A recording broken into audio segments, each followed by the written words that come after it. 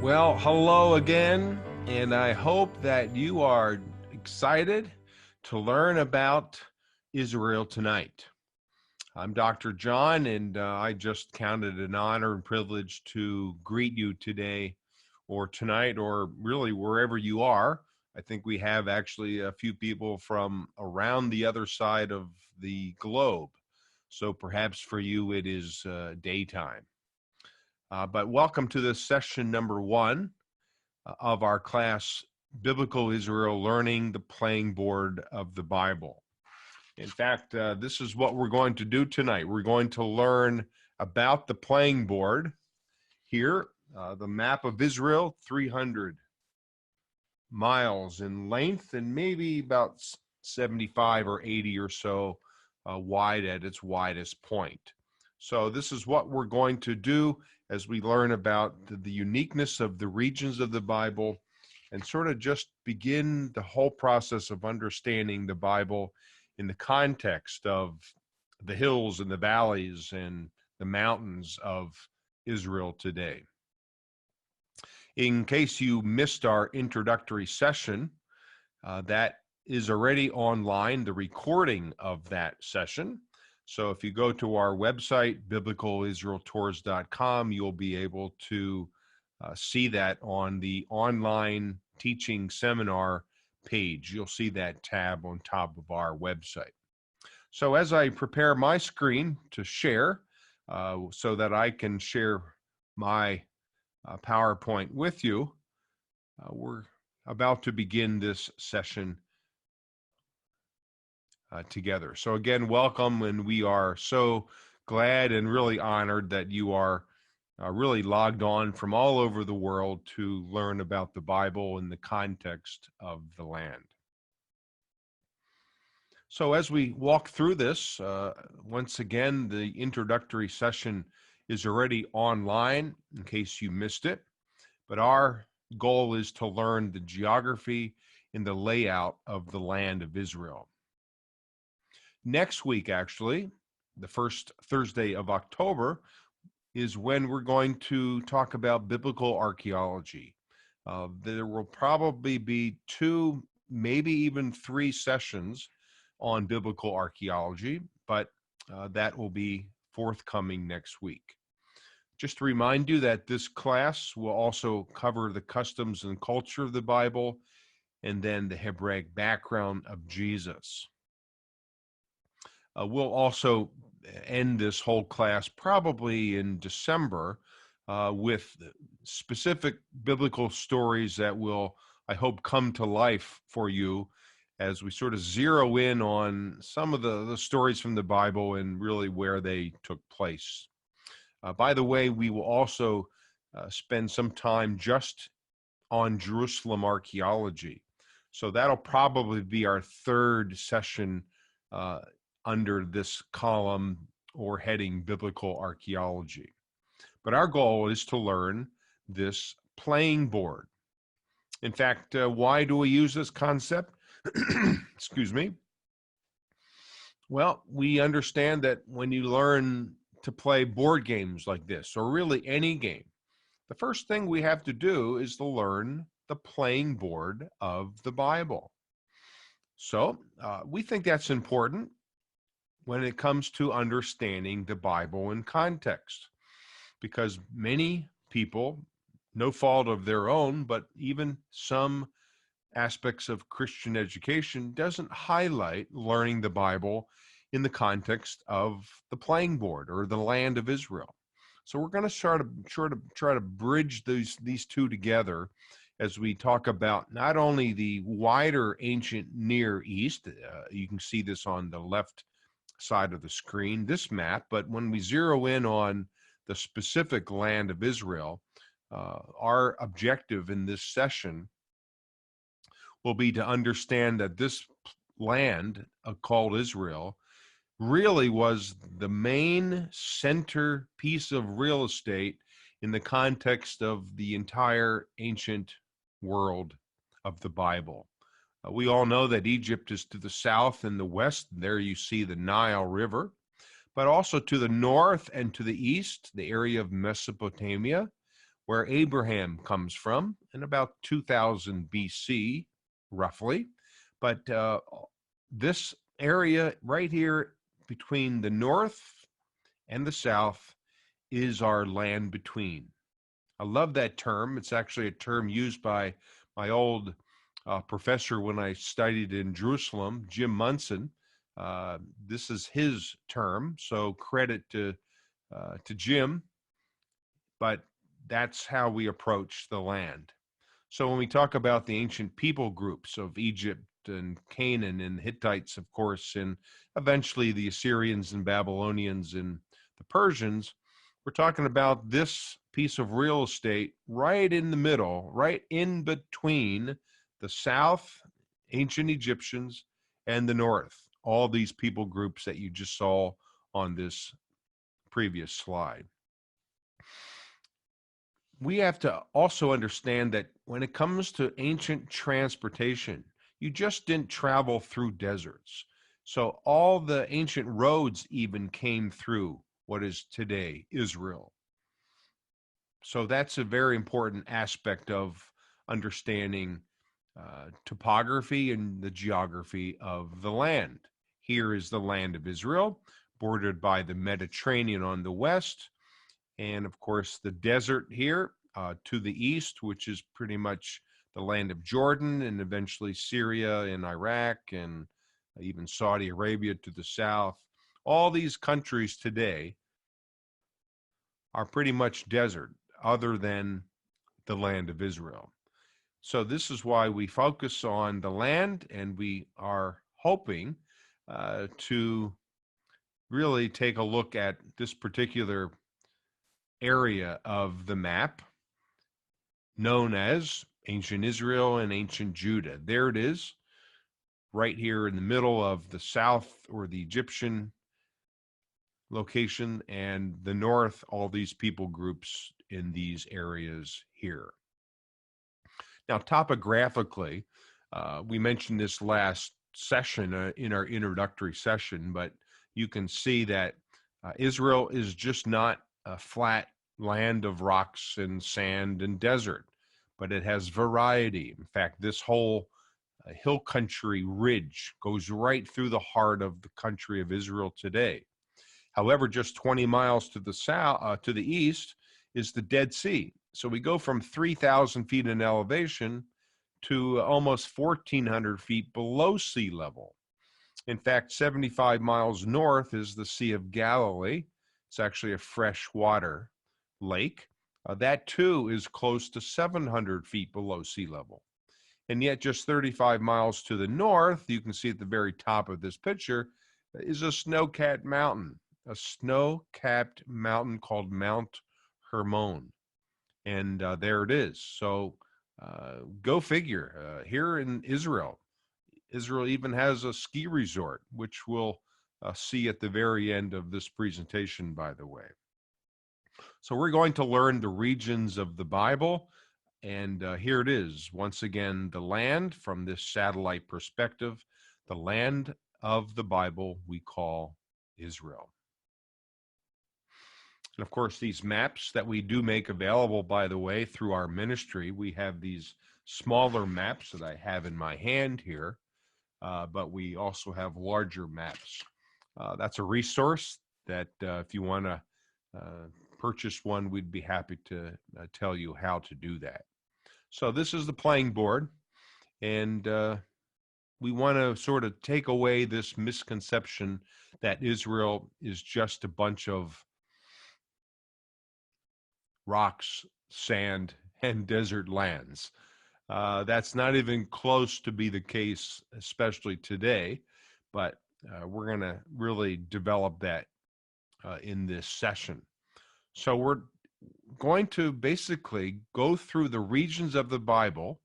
We are going to see a few biblical sites, but we're not going to focus on those sites.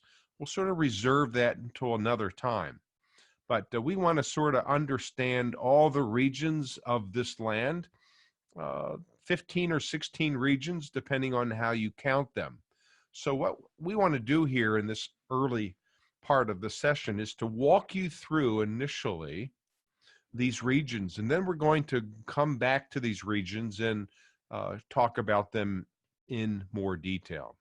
So the coastal plain, just to the east of the coastal plain is the Shephelah, or the lowlands of Judah. To the south, we have the region called the Negev. It actually goes all the way down to the Red Sea, another, 125, 135 miles from this point alone. Here to the east, or to the west side of the Dead Sea, is the Judean Desert. North of the Dead Sea and between this body of water and the Sea of Galilee, even though my circle is not quite on the entire valley, but you can see it here. It's about 75-mile distance between these two bodies of water. We call that the Jordan Valley. The hill country of Judah. The southern part of this hill country is Judah, and the northern part we call the hill country of Samaria, or Ephraim. Let's return back to the west, to the coastline of the Mediterranean, to the Sharon Plain. And then north of the Sharon Plain is the Mount Carmel range. This Mount Carmel range is about 13 miles long and about 1,500 feet in elevation. And then the Jezreel Valley. As our little circle flies into this area, it's known as the Emek in Israel today. And then the lower Galilee, which is where Jesus grew up, the lower Galilee. The Sea of Galilee basin, the upper Galilee, where we return to about 3,000 in elevation, the Hula Valley, and finally, the Golan Heights, although my red circle should be a little further west than it is. But here is the the Golan Heights, and we'll talk about that at the very end of our presentation. Now, when Joshua conquered the land, the tribes of Israel settled the land in these various regions. The exception were that 2.5 of the tribes actually settled on the east side of the Jordan River. This would be Reuben, Gad, and half of Manasseh. So just know that all these tribes settled here on the west side of the river. Now, this left slide can actually help us appreciate the different geological rocks and strata of geology, if you will, from limestone, hard limestone, to softer, chalky limestone, to basaltic rock based on some ancient volcanoes here on the east side of the Sea of Galilee. But we know that part of understanding the uniqueness of the regions of the Bible come along with this an understanding of the geological variations in the land. So now let's return to the coastal area and talk about this alone. Here we have the coastal plains, as we understand that it really hovers along the Mediterranean coastline, and it's flat. So its elevation is low and pretty much a flat area in contrast to most of the other parts of the country. Now, Ashkelon here, we're looking at the city of Ashkelon. Ashkelon was one of the 5 Philistine cities that's mentioned in the Bible. Prior to that, it was a Canaanite city. Even a Middle Bronze gate here was found, a mud brick gate quite impressive, one of several here now in Israel discovered. But notice the topography, and it's a flat area along the coastline. Now, just a little further east, technically within the coastal plain, but right on the border is even the site of Gath. In fact, you can see it. It looks like a semicircle. It's a 130-acre site. It's where the Philistine giant Goliath was from, according to 1 Samuel 17. We'll talk about that story in just a moment. But again, we're sort of looking at and focusing on the topography of this coastal plain. It is a relatively flat area. Even the area of modern-day Tel Aviv, and just to the south of Tel Aviv, this whole southern suburb, if you will, called Jaffa or Joppa. Remember, Jonah and Peter from the Old and New Testaments are associated with this city. So the coastal plain. Just to the east of the coastal plain is the Shephelah of Judah. Now, in certain periods of biblical history, this area served as a buffer between the coastal plain to the west and the hill country to the east. Now, this slide will really help you understand that it's a series of smaller hills with valleys that primarily go from west to east. In fact, the hill country of Judah, you can see to the east, it rises steeply, but the hill country over to the east is another region that we'll talk about in just a moment. Our focus will be here on the Shephelah. In fact, these lines indicate some of these valleys that provided natural transportation from the coastal plain to the west, like these three cities located on the Mediterranean shoreline. But notice that these valleys served as natural transportation. If you wanted to go from the west to the hill country, you either followed the route that went through the Ajalon Valley, the Sorek Valley, the Elah Valley, the Govrim Valley, as well as the Lachish Valley. So this is a good picture to help us understand the topography of this region. Now, for instance, the city of Gezer was not only located on or near this south-north route, we call this the Via Maris, but also it played a very strategic importance in guarding the route that went from the west to the east, past Jerusalem, even all the way to Jericho. So Gezer, here along the Ajalon Valley, played a very strategic role. In fact, here, this picture is from the hill country looking back to the Shephelah, the lowlands, and this is where precisely Gezer is located. So here we see the site of Gezer. I had a chance to excavate here, incidentally, in 2016 or 17, I believe. But notice the topography, the flat coastal plain to the west, and now right on the edge of the Shephelah, this city that guarded these two very important routes. Now, the same thing we can talk about here at Beit Shemesh. This is the site of ancient Beit Shemesh. In fact, this hill to the right, on the other side of the Sorek Valley, here it is, just a little closer to us off the screen, is where Samson grew up, for instance. He grew up in a place called Zorah, near Eshtaol. But if you remember the story in Judges chapter 13, he was attracted to a Philistine woman, his first wife, at a place called Timnah.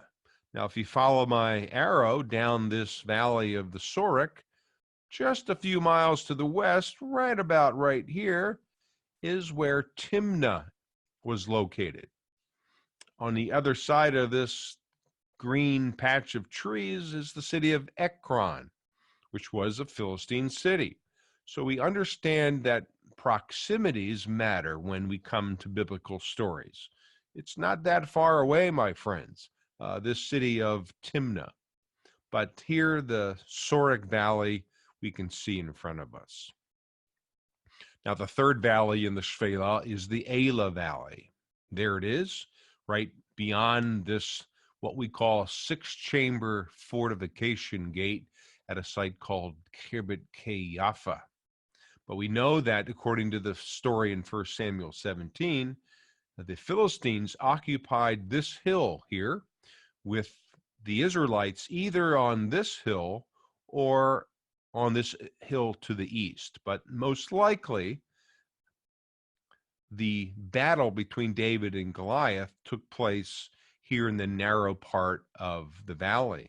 In fact, here is that narrow part of the valley and the hill country that we see now rising steeply to the east. In fact, let me try to show you a drone video of this particular area. And again, our apologies, because due to the limitations of the speed that Zoom allows us to use in this online teaching, I think this drone video will be a little choppy for you. So just know that there's nothing we can do about it. You can see where the modern road today goes. This is actually a part of that Elah Valley. In fact, from the 10th century ruins of Yafa, here is this valley now called the Elah Valley. And we are really interested in trying to pinpoint, for instance, where David and Goliath fought. You can see this brown hill. It's most likely the city of Soko. Right there it is. The Philistines were occupying this hill, with the Israelites, led by King Saul, either on this side of the valley or a little further east. But could it be that in this particular valley, in this section of the valley, this is where David, armed with, of course, the strength and confidence that he gained from God, could it be that he battled the Philistine giant right here? It's pretty neat, my friends, to actually be here in a site, to walk the land, and to consider that about 3,000 years ago, David defeated this Philistine right there. So we've come from the valley, and these are, again, the ruins of Yafa that served as a fortification site in the 10th century BC. In fact, this is a casemate wall, a double wall fortification wall that has been carefully excavated over the last number of years. So let's move on to now the biblical Negev. It's this southern region of Israel, south of the Dead Sea, and yet extending further south. So look at the topography. It's much different. It's a little more rugged. It's certainly more arid. It only gets 4 to 8 inches of rain a year. And this main city is Beersheba. And the other main archaeological site is the city of Arad. But instead of just focusing on the city itself, look at the topography. It's generally flat here in the northern part of the Negev, although we have a desert called the Zin Desert, just to the south of the cities of Beersheba and Arad. In fact, let's fly over these as well through this drone video of the Zin Desert. Incidentally, we know that the Zin is mentioned in passages like Numbers 13, the spies of Moses, the 12 spies, came up through the Zin. Look how rugged this area is, and certainly the softer chalk limestone is now visible. So we know that this is an area that does not receive much water at all. In fact, the ibex live here. the ibex. They're mentioned in Psalm 104, incidentally. And we'll see a few more here in a short minute, but look at this terrain.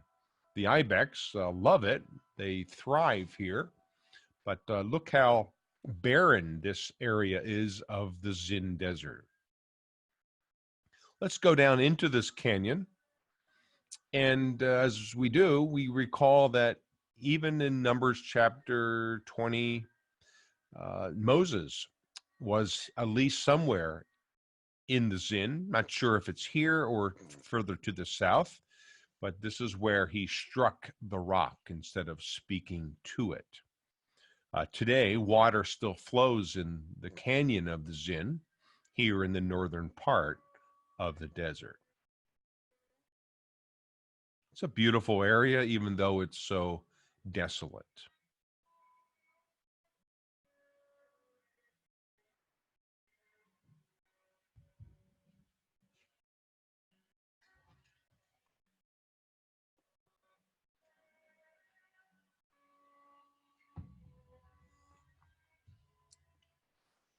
On some of our trips, we actually travel this far south,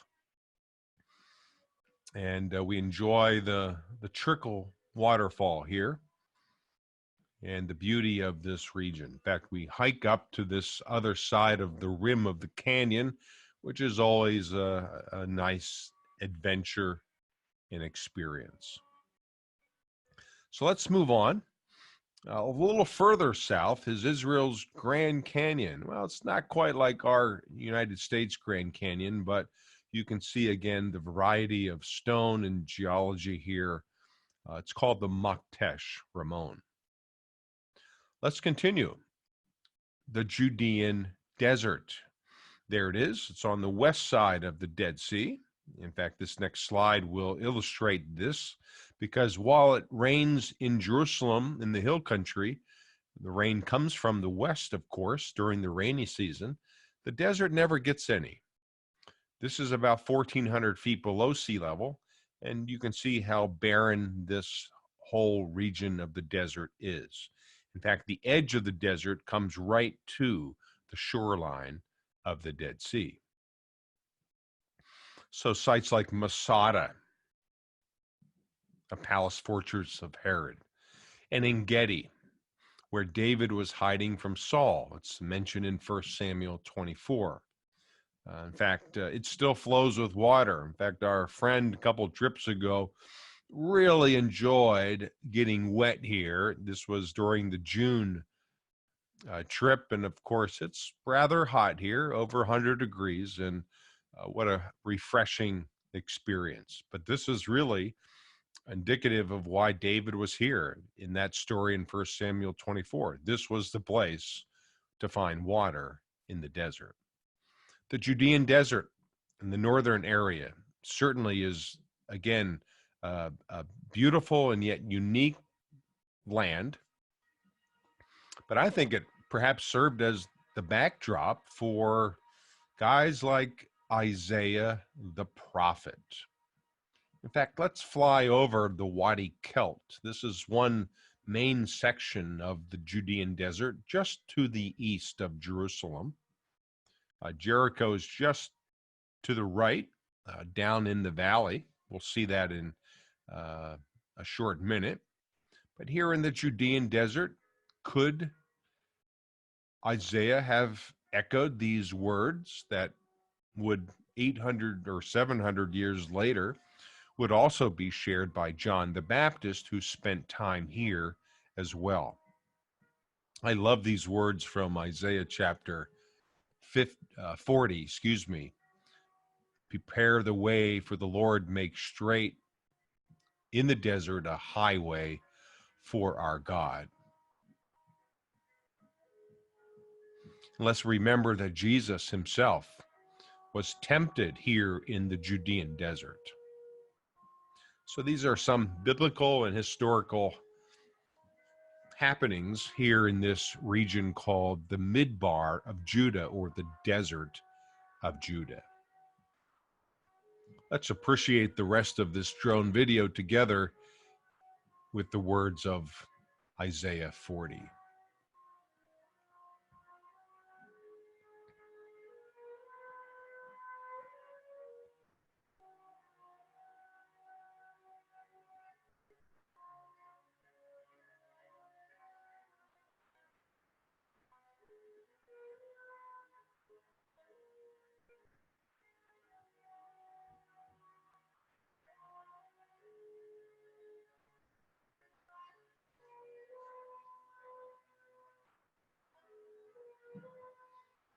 Spectacular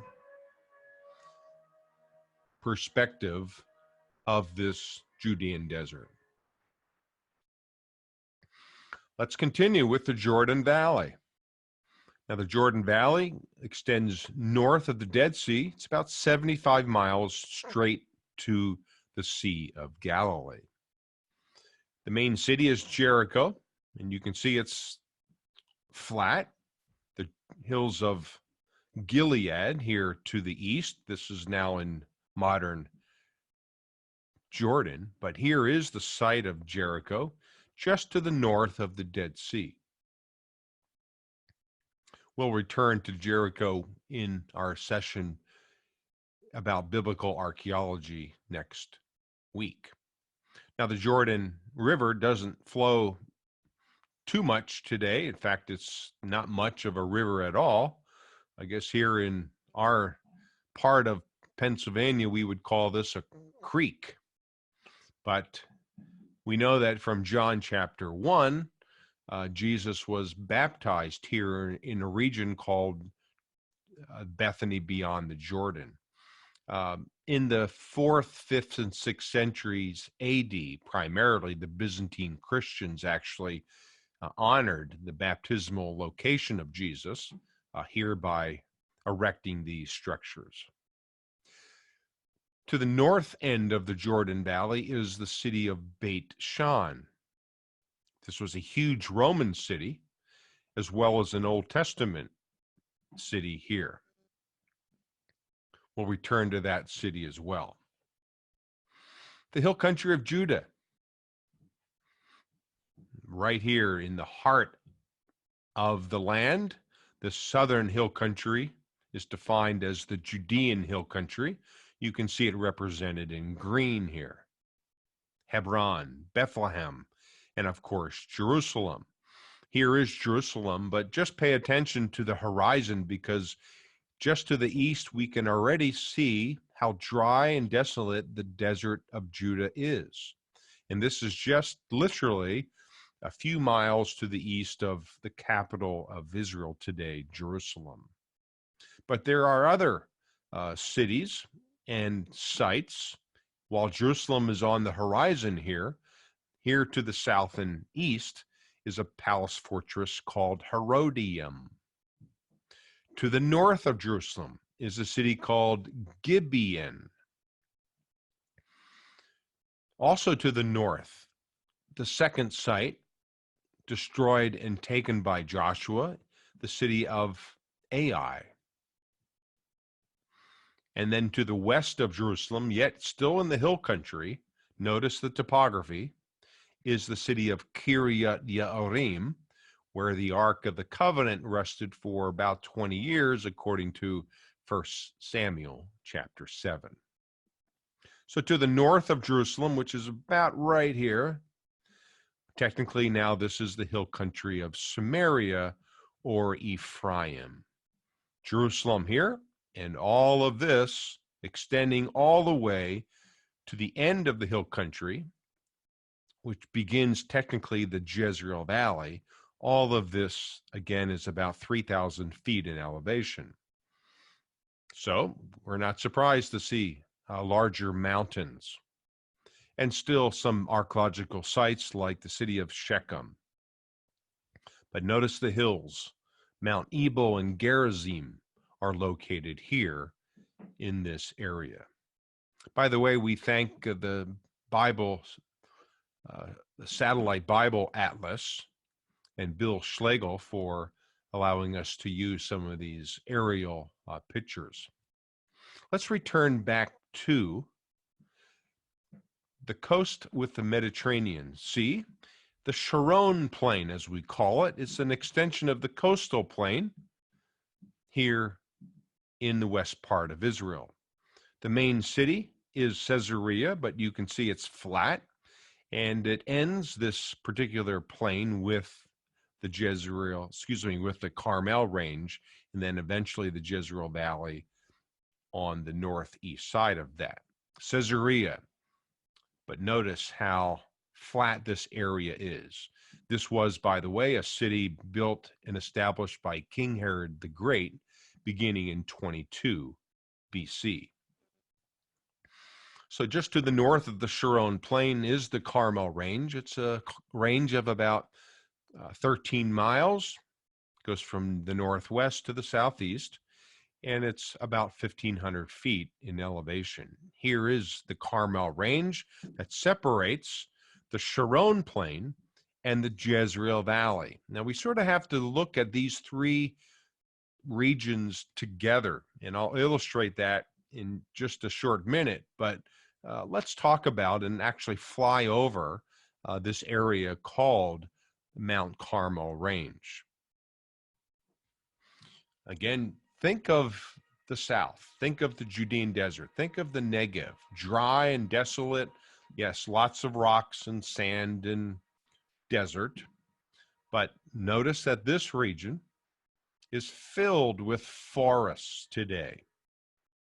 Look how beautiful and rich this area of the Carmel Range is today. The Carmel is mentioned in the Song of Songs, I think chapter 7. Isaiah chapter 35 mentions it. Amos chapter 1. And 1 Kings 18 as a short list of references to this area called Mount Carmel.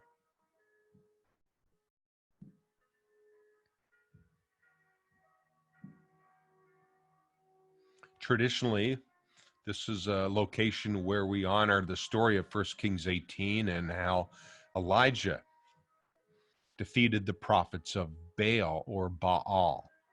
But notice just to the other side of the Carmel Range, we can already begin seeing the Jezreel Valley here, which will be our next region of interest. In fact, here is the Jezreel. It's the broad valley. In Hebrew, the word is emek, the emek, which means broad valley. In fact, it's so important that there's even an Israeli Air Force base in a runway here used by pilots practicing maneuvers. The city of Megiddo is located in this area. We'll talk about Megiddo soon, as well as other aspects of this valley. The Jezreel Valley has a few biblical connections as well, like the Hill of Moreh, where Gideon defeated the Midianites. The city of Shunem is located on the other side of that hill. And then the rounded dome mountain called Mount Tabor places the story of Judges 4 there, involving Deborah and Barak in Sisera, the northern invader. So this is the Jezreel Valley, which is our next region to explore.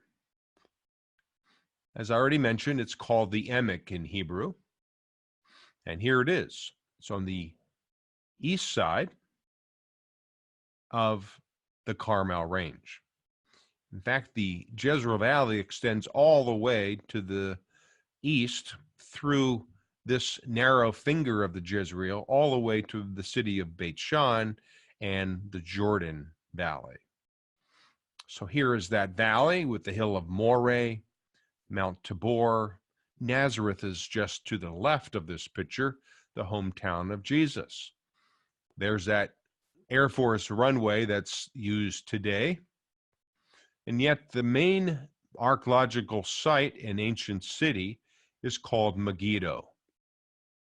It's a massive archaeological site But there's an interesting story involving Megiddo. There is Megiddo. Notice that it's located in what we call the middle of three natural passes that led from the Sharon Plain here to the west into the Jezreel Valley.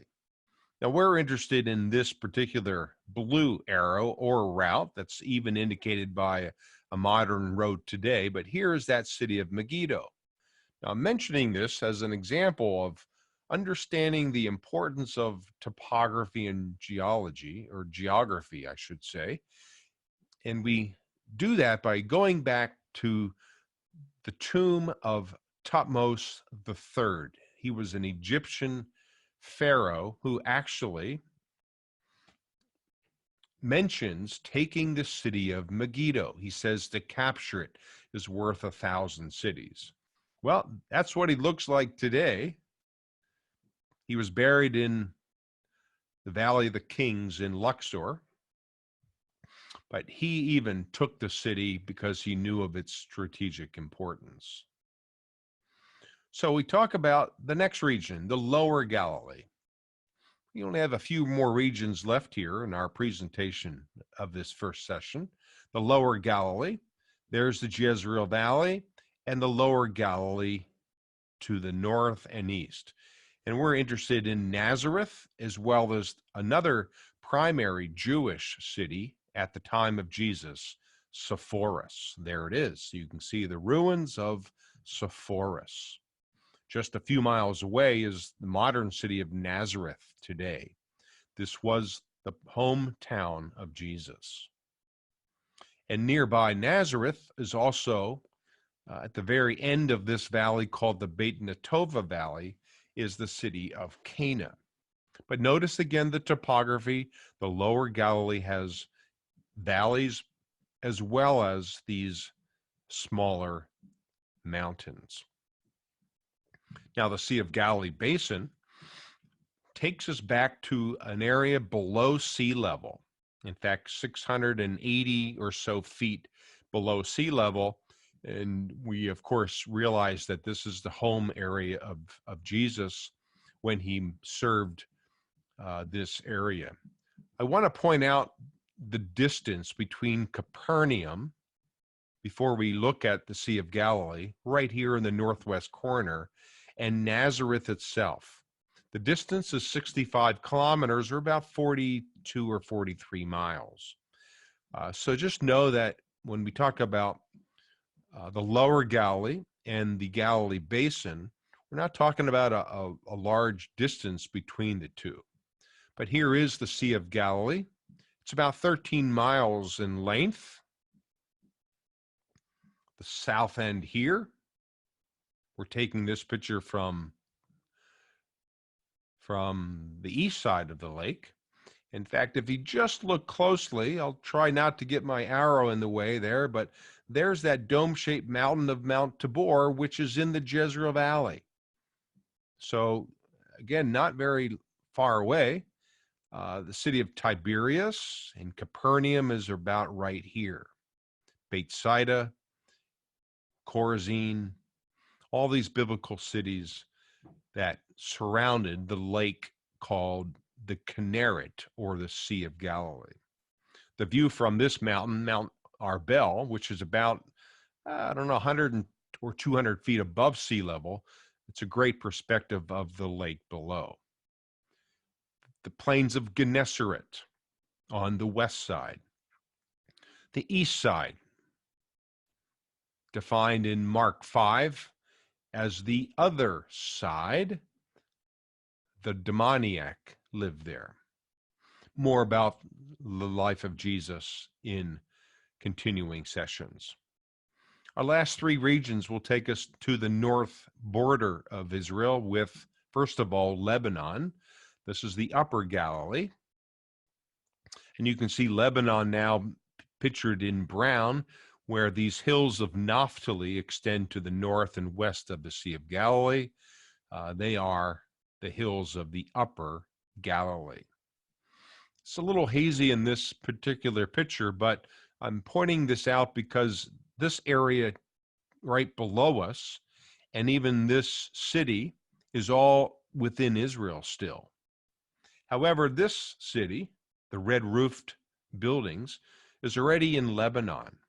So this is how close we can get to the border. In fact, this particular city is Israel, and this one, now in white, is Lebanon. But notice the topography of the upper Galilee.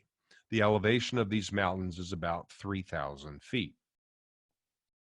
The Hula Valley extends to the north of the Sea of Galilee, all the way to the Lebanon border. In fact, here's the northern tip of the lake. Hatzor is the main archaeological site, but yet here is already the country of Lebanon. So this is the Hula Valley. It's a wide valley, lots of agriculture today. But if you look closely in the distance, Mount Hermon is already making its appearance. 5 or 6 months a year, it's a snow-capped mountain. Here is Mount Hermon in the summer. Here is the city of Abel Beit Makkah. I had a chance to excavate there in 2014.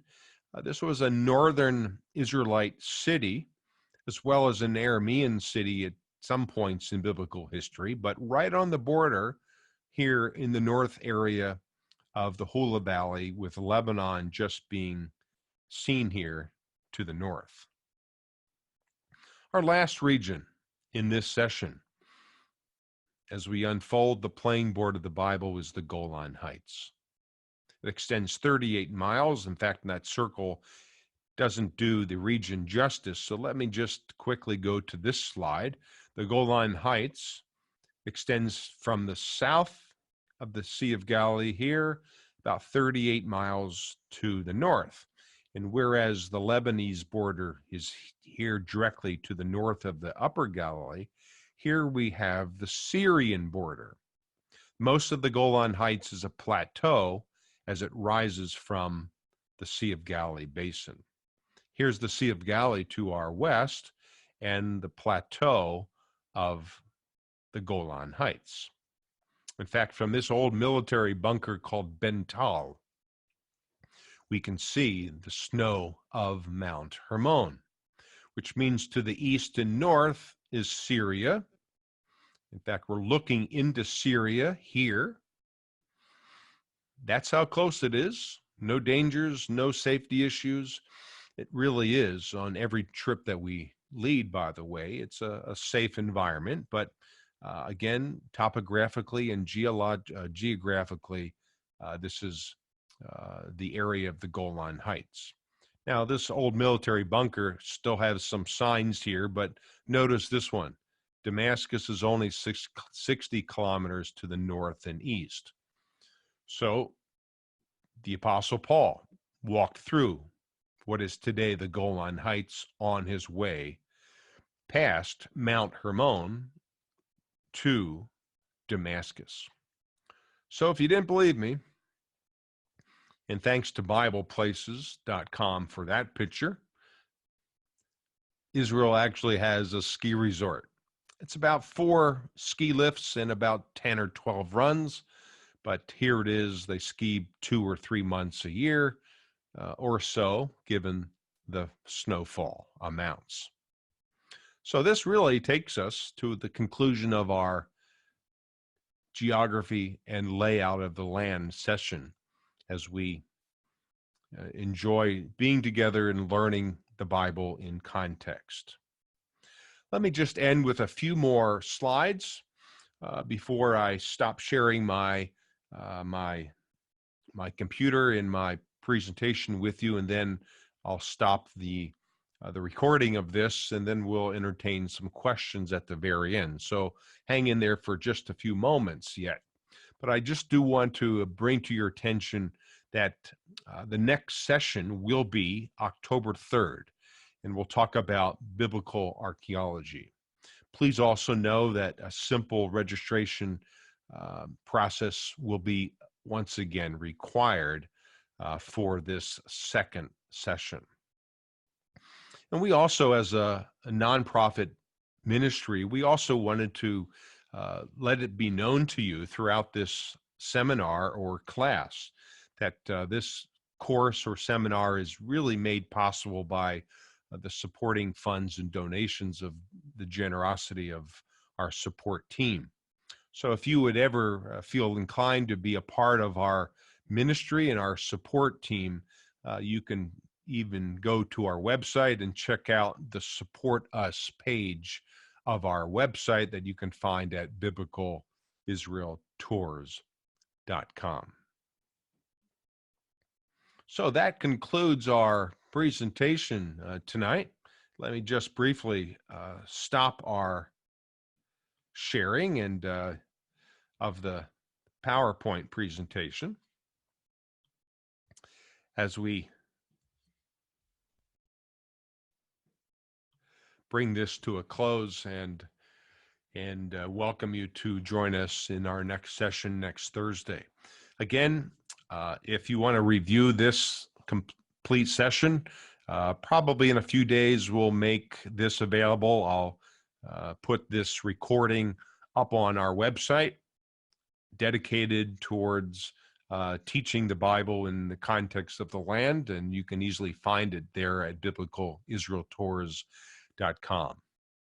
But I'm looking forward to having you join us for our next session, again, October 3rd, and we'll begin probably one of 2 or 3 sessions specifically focused on biblical archaeology. So on behalf of Biblical Israel Ministries and Tours, we really appreciate you joining us for this first official session on biblical and historical geography. Shalom, shalom, until we meet next time. Thank you so much for joining us.